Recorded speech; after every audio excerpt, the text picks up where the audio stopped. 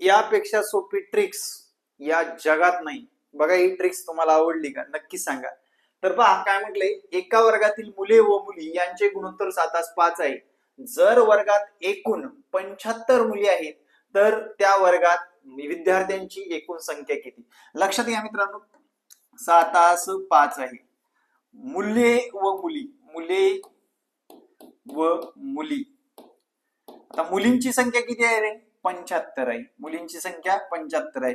इकडे काय आपल्याला शोधायचंय, या 75ला एकदा काय करायचं, 5 ने भागायचंय.